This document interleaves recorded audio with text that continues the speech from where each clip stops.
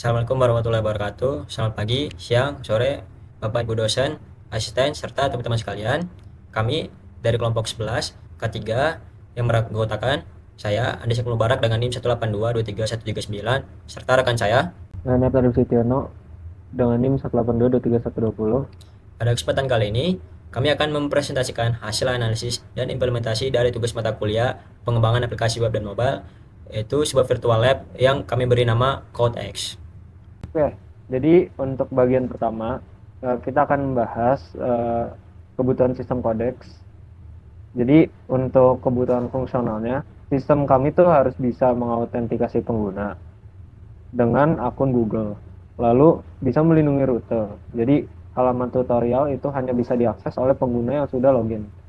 Lalu menampilkan materi, ya terutama dalam hal ini itu materi pembelajaran Python, lalu menyediakan code runner agar pengguna bisa menjalankan kode langsung di browser, lalu menyediakan code checker juga untuk exercise, dan yang paling penting itu adalah melacak dan menampilkan progres pelajar.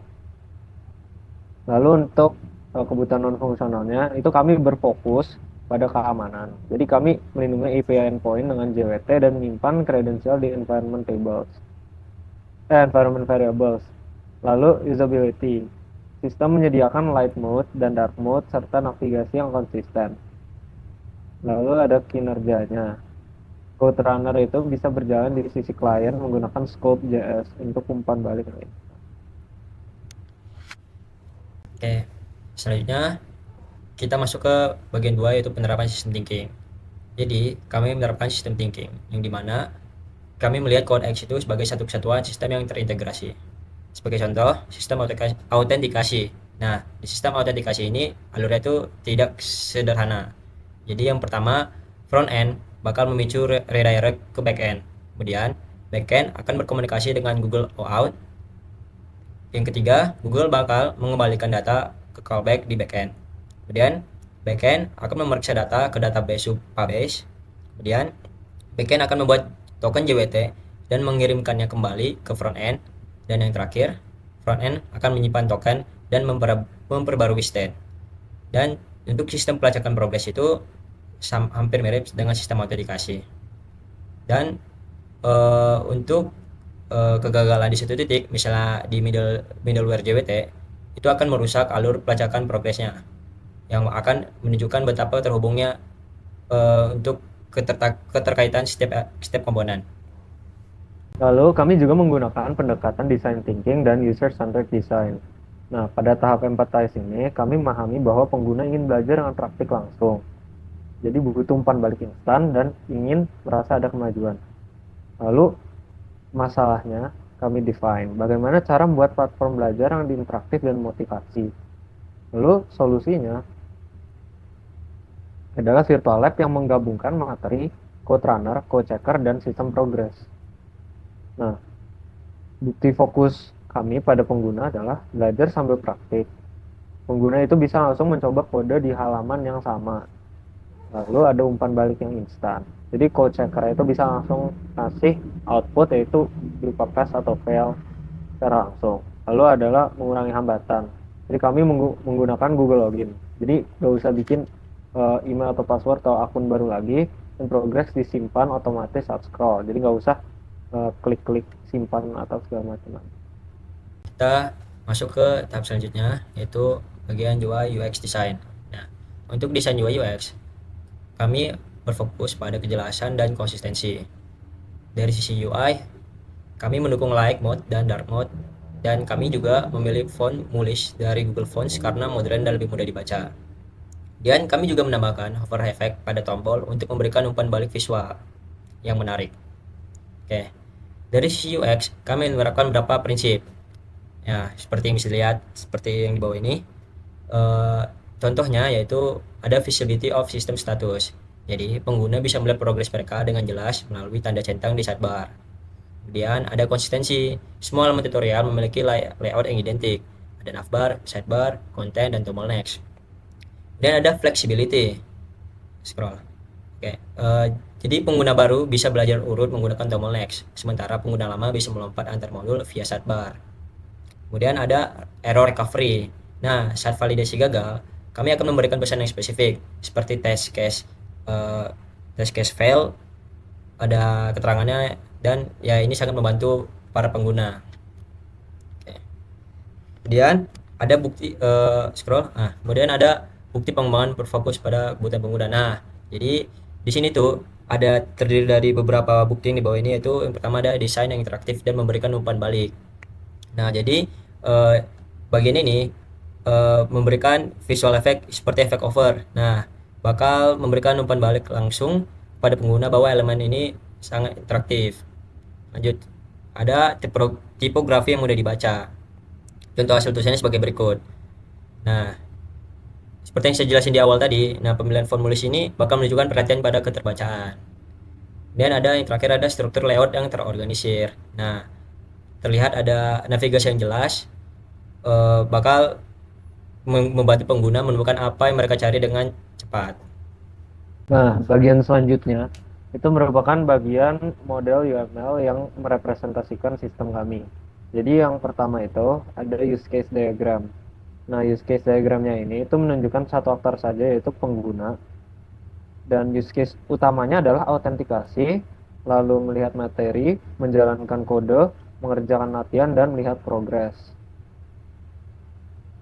Lalu selanjutnya ada activity diagram. Nah, activity diagram ini menunjukkan alur yang lebih spesifik, yaitu alur pelacakan progres saat pengguna melakukan scroll ke bawah halaman. Diagram ini mencakup partition untuk front end, back end, middleware, dan back end text database.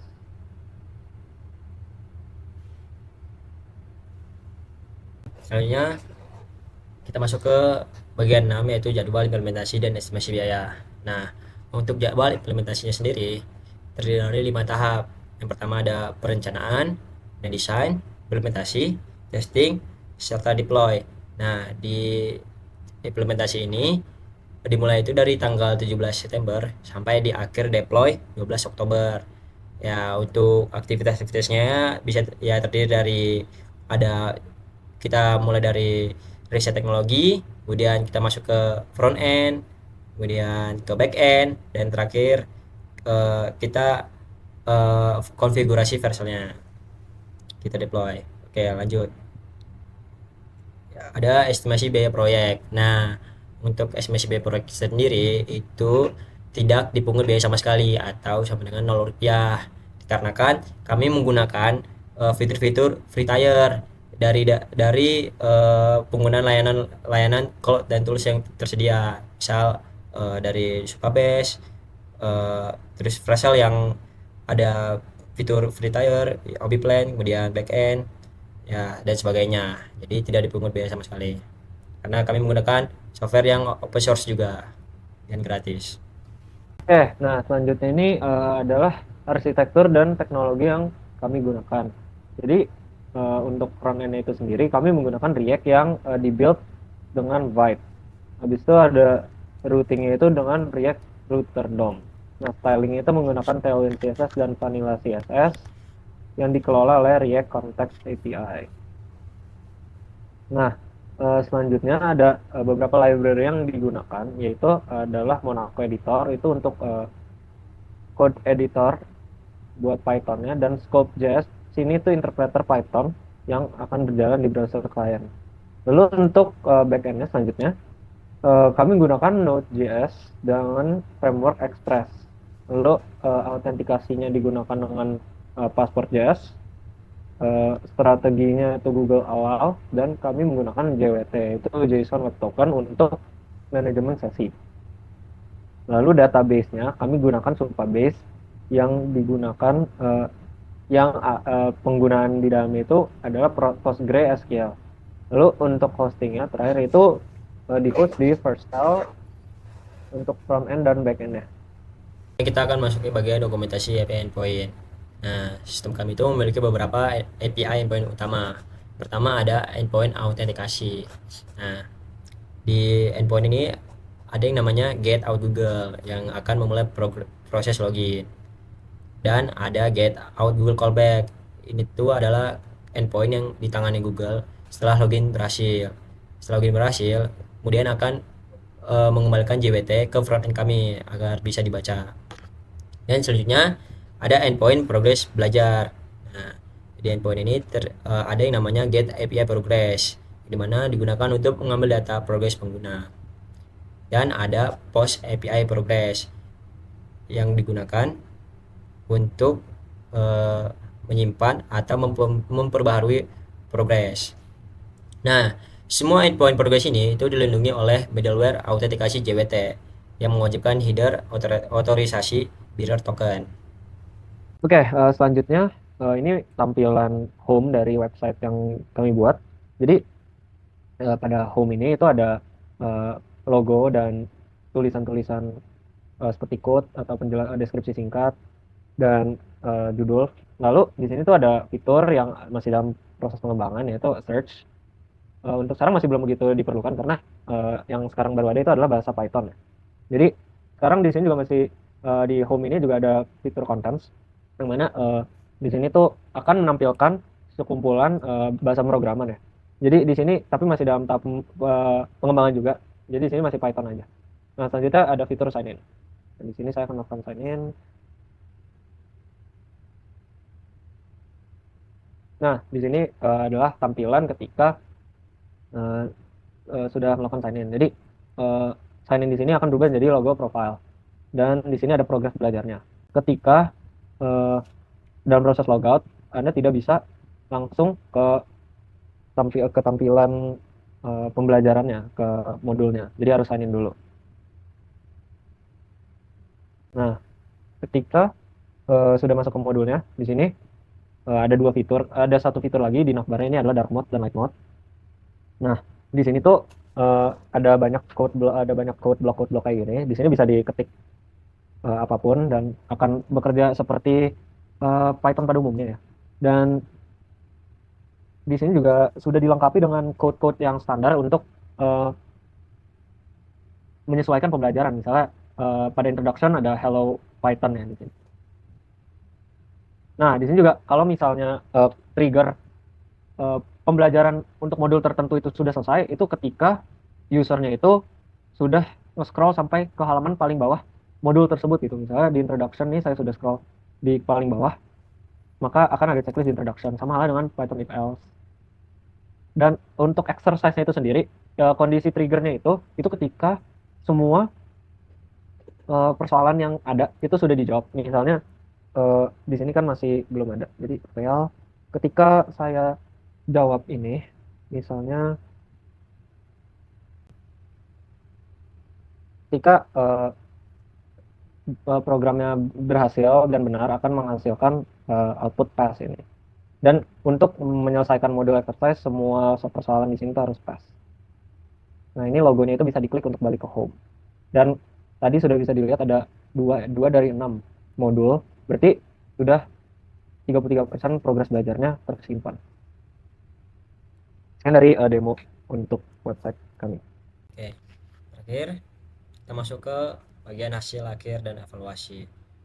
Sebagai kesimpulan, proyek CodeX ini berhasil diimplementasikan sebagai virtual lab yang fungsional. Namun, ada beberapa hal yang bisa ditingkatkan di masa yang akan datang. Yang pertama ada foto profil pengguna. Jadi saat ini foto profil masih handcode. Yang sebenarnya backend ini di backend kami sudah mengirimkan URL gambar profil dari Google, namun frontend belum menampilkannya. Dan ada keterbatasan code runner. Jadi sculpt.js yang kami gunakan di sisi klien sangat terbatas. Interpreter ini tidak mendukung library eksternal seperti Pandas atau NumPy.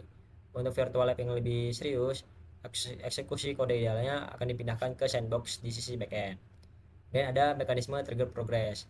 Saat ini, progres materi disimpan berdasarkan scroll. Ini nyaman, tapi kurang akurat. Seharusnya progres disimpan saat pengguna berhasil menyelesaikan latihan atau menekan tombol next. Oke, sekian dari hasil presentasi kelompok kami.